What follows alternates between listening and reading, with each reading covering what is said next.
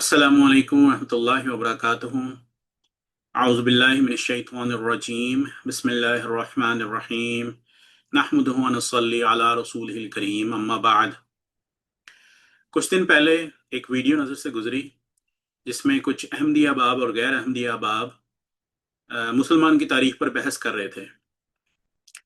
एक जमात के बुजुर्ग ने रहनुमाई फरमाई और फरमाया कि क्या अल्लाह ने कुरान में हमारे लिए मुसलमान की तारीफ नाजिल नहीं की कि हम आपस में बैठकर इस बात पर बहस कर रहे हैं।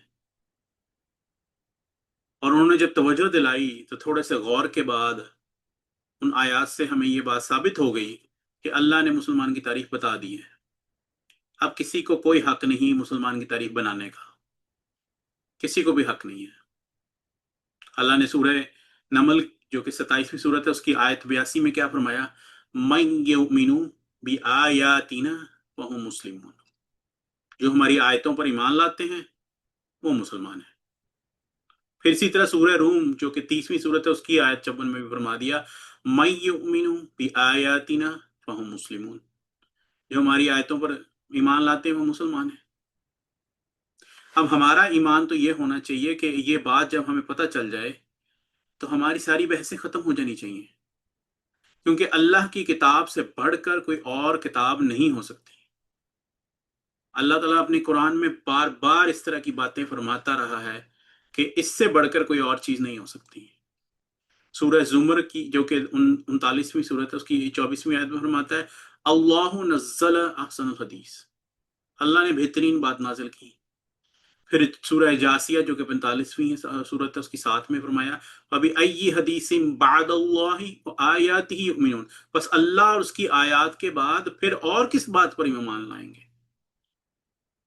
अब ये भी उसी तारीफ में दोबारा से उसी तरह की तारीफ बन जाती है जो पहले मैंने आपके सामने अर्ज की है कि अल्लाह की आयत के ऊपर जो ईमान लाता है वो ही मुसलमान है, जो आयत पर ईमान नहीं लाता वो मुसलमान नहीं है। अब इसमें झगड़ा कोई और हो ही नहीं सकता। तो मैं तमाम अहबाब से गुजारिश करूंगा कि जो बातें अल्लाह ने हमारे लिए फैसला कर दी हैं उसके अंदर बहस करने का, उसके अंदर नई नई इजादात करने का, नए नए तरीके निकालने का हमें कोई हक नहीं है।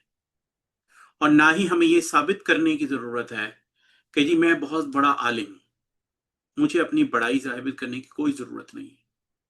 क्योंकि अगर अल्लाह ने हम पे ये एहसान ना किया होता कि अपने प्यारे नबी हज़रत मोहम्मद मुस्तफ़ा सल्लल्लाहु अलैहि वसल्लम को ना भेजा होता और उनके ज़रिए हमें कुरान ना पहुंचाया होता तो हमारी कोई औकात नहीं थी, हम कहीं पर भी हम किसी काबिल नहीं थे।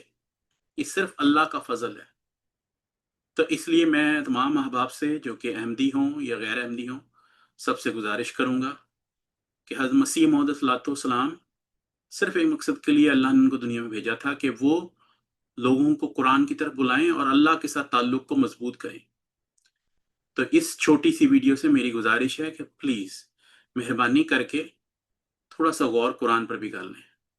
जज़ाकल्लाह। अस्सलामु अलैकुम व रहमतुल्लाहि व बरकातुहू।